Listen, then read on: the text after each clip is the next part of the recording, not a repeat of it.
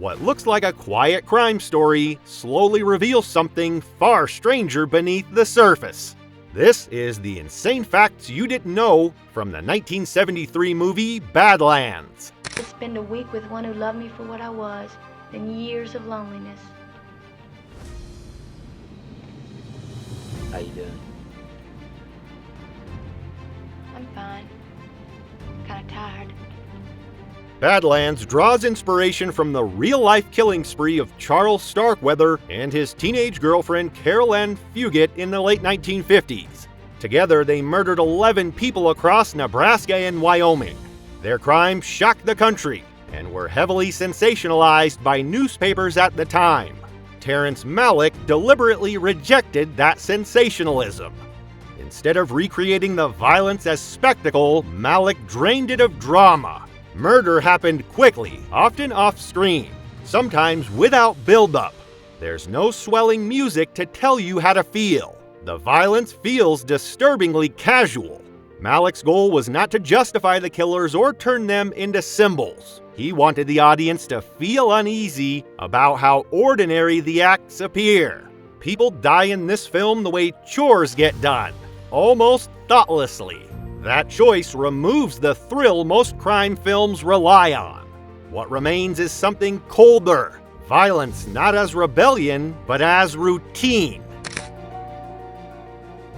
Then, sure enough, Dad found out I'd been running around behind his back. He was madder than I'd ever seen him. As punishment for deceiving him, he went and shot my dog. Sissy Spacek's voiceover is one of the most unsettling elements in Badlands.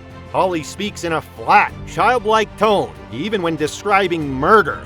It sounds detached, almost innocent. This wasn't accidental. Spacek modeled the voice on teenage girls she remembered from her Texas high school.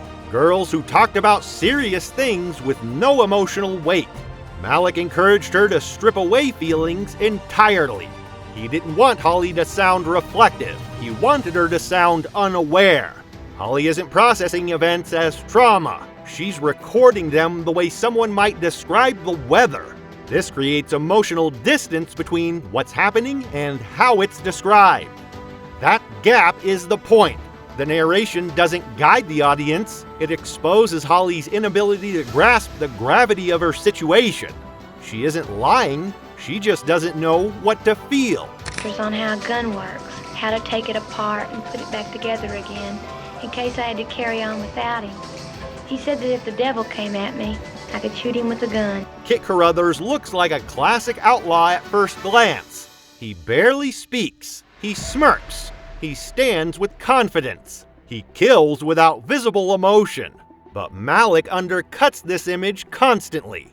Kit has no real beliefs. When he talks about ideas, they fall apart under basic scrutiny. He repeats phrases that sound deep, but mean nothing. His confidence is performative. Martin Sheen eventually realized Kit isn't dangerous because he's driven by ideology. He's dangerous because he has none.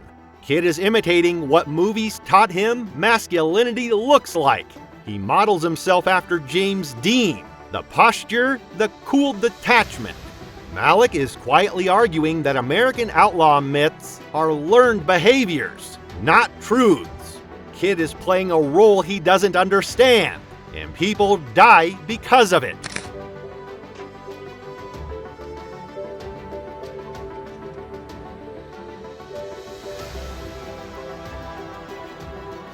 During production, Martin Sheen became frustrated with Terrence Malick's directing style. Malick rarely explained character motivation. He didn't discuss psychology. He often gave only physical direction. Stand here, walk there. Sheen felt lost. He worried Kit was becoming hollow, flat, empty. Eventually, he realized that emptiness was intentional. Kit isn't meant to grow. He isn't meant to reflect. He doesn't learn lessons. He moves forward without understanding the consequences. Once Sheen accepted that, the performance clicked. Kit's lack of depth stopped being a flaw and became the film's core statement.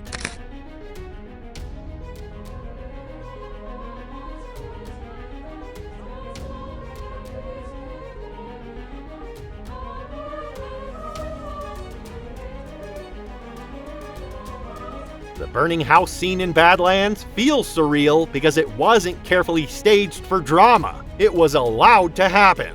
The production used a real abandoned house on the prairie. It was already scheduled to be destroyed. Instead of tightly planning the moment, Terrence let the fire take control while the cameras kept rolling. The flames were not rushed. The shot was not shortened. Malick allowed the house to burn longer than originally planned, capturing unpredictable movement, shifting light, and movements no storyboard could have anticipated. Fire spread in strange patterns. Parts of the structure collapsed at their own pace. Holly watches without panic, without reaction. The camera does not cut in for emotion. It stays distant, almost passive, as if the destruction is just another event passing by. That calm is what makes the scene disturbing. In most films, fire signals chaos or release. Here, it feels empty. The destruction doesn't cleanse anything. It simply erases the space and leaves behind silence. Malick understood that real fire behaves differently than cinematic fire. The scene became one of the most haunting images of 1970s American cinema. Not because it was dramatic, but because it wasn't. The fire burns, life continues, and nothing feels resolved. Hey, where you going?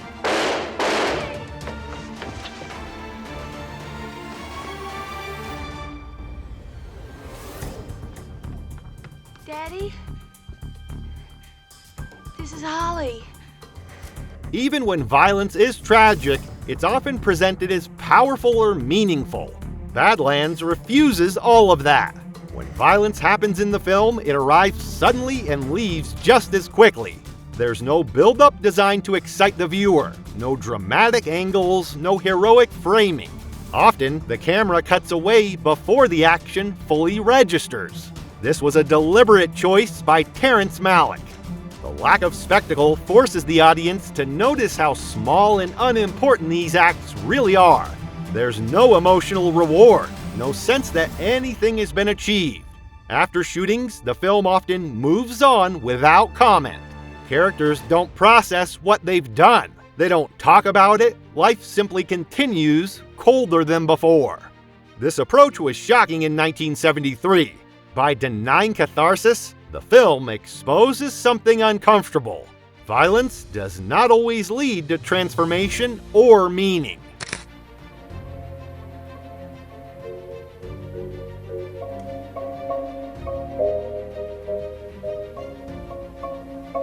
Using Carl Orff's Gassenhauer was a strange and risky choice. The piece sounds playful, almost innocent. It feels closer to a children's melody than a crime film score. That contrast was deliberate. Malick wanted the music to clash with the images, not reinforce them. Instead of signaling danger or tragedy, the music floats above the violence with emotional indifference. It creates distance. It makes the events feel unreal. This decision reshaped how sound could function in cinema. Music no longer had to tell the audience how to feel. It could complicate emotion, even contradict it. Decades later, this technique became common in art house and psychological films. Directors like David Lynch and Sofia Coppola would use similar contrasts to unsettle audiences. At the time, it felt wrong, and that discomfort was exactly the point.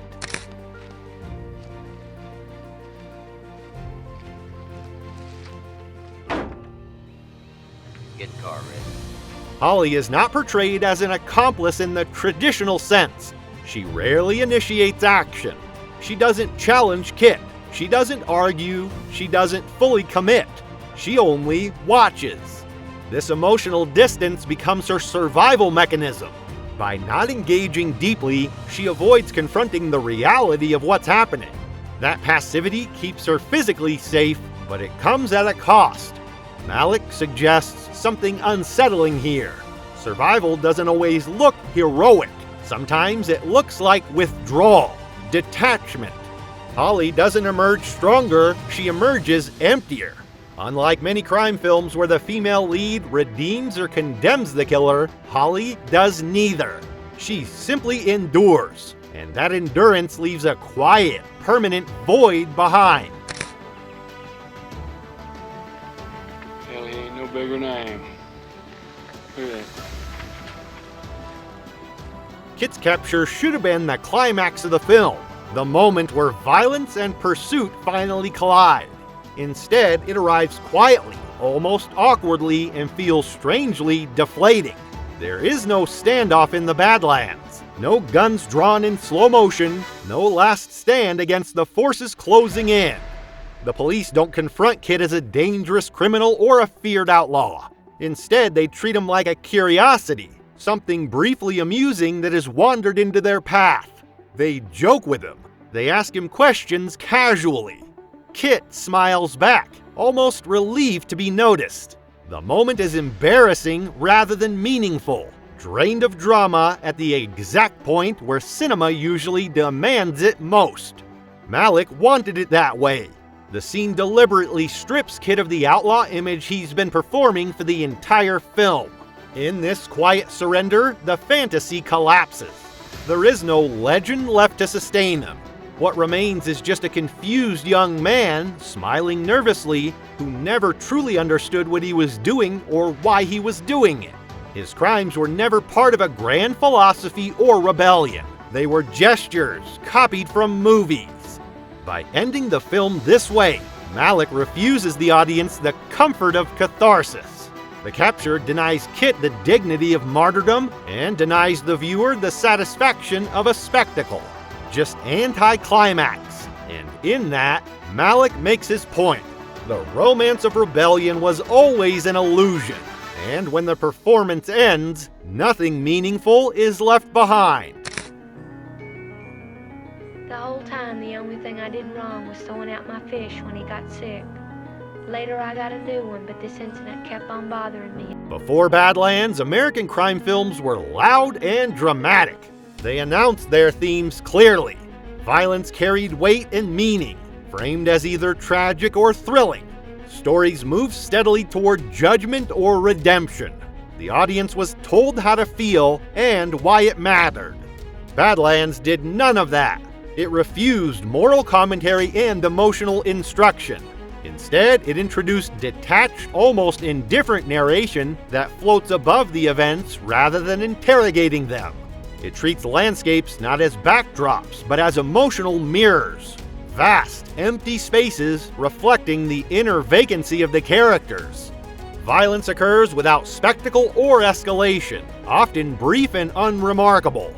Most strikingly, the characters never reflect on their actions. There is no guilt, no reckoning, only movement from one moment to the next. This approach influenced decades of filmmakers, even those who misunderstood the film's intent. Movies like True Romance and Natural Born Killers borrowed the aesthetic without inheriting the critique beneath it. What was hollow in Badlands became heightened and sensational elsewhere. But the original remains different.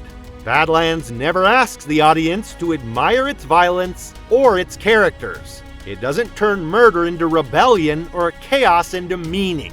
Instead, it quietly exposes how empty the fantasy really is. The whole country was out looking for us, for who knew where Kit would strike next. Sidewalks cleared out.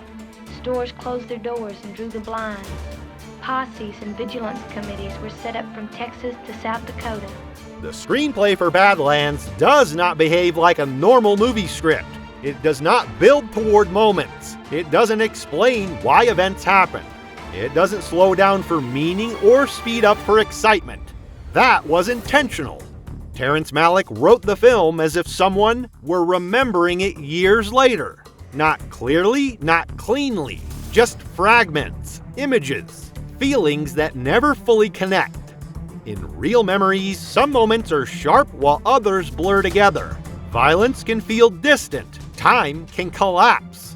This is exactly how Badlands moves. Entire weeks pass without explanation. Important emotional shifts are skipped. The audience isn't given closure because the characters never find it themselves. Malick wanted the film to feel like a recollection that never healed properly. something unfinished, something recalled without understanding. That structure quietly forces the audience into the same emotional state as Holly, remembering events without ever truly grasping their meaning. They hadn't found but one set of bones in the ashes of the house, so we knew they'd be looking for us. Kit made sure we'd be prepared. Most films follow strict visual rules. Important actions are clearly framed. The audience is guided toward what matters. Badlands does the opposite. Characters are often pushed to the edges of the frame. Sometimes they're partially blocked by objects. Sometimes the camera drifts away while something important is happening. Other times, nothing seems to be happening at all. These choices were not mistakes. Malick wanted the world to feel emotionally indifferent to the characters. The camera doesn't care about Kit's rebellion. It doesn't elevate Holly's suffering. Nature doesn't frame them as special or meaningful. This creates discomfort. The viewer keeps waiting for the film to correct itself. It never does. By refusing traditional framing, Badlands quietly suggests that human drama does not control the world. The characters believe their actions are significant. The camera disagrees.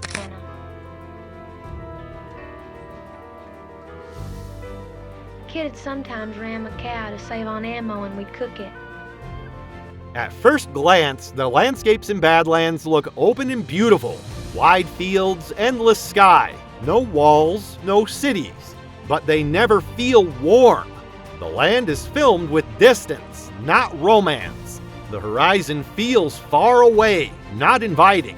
The sky does not respond to emotion. The earth doesn't care what happens on it. Malick deliberately removes the idea that nature offers healing or escape. The open spaces do not save Kit and Holly. They isolate them. As the film goes on, the landscape begins to feel colder, even when nothing visually changes. The emptiness becomes heavy, and silence replaces comfort. This is one of the film's quiet truths. Freedom without connection doesn't feel like freedom for long. It starts to feel like disappearance.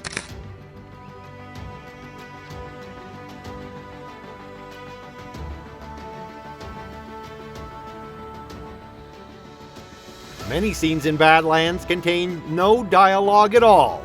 There's no music, no explanation, no emotional guidance. This silence isn't peaceful, it stretches moments longer than expected. It forces the audience to sit with actions after they happen. Murders are followed by quiet. Fear is followed by stillness. Nothing rushes in to soften the impact. Malick uses silence as a refusal to comfort the audience, a refusal to turn violence into spectacle. Without music or dialogue, the viewer is left alone with the image. The mind starts filling in the gaps. The discomfort grows slowly instead of exploding. This technique makes the film feel emotionally draining rather than exciting. There is no release, no moment where tension dissolves. The silence teaches the audience something unsettling. Some actions don't come with explanation. Some moments don't offer relief. They just exist, heavy and unresolved. Badlands isn't just a crime film. It's a quiet dismantling of American myths about violence, freedom, and rebellion.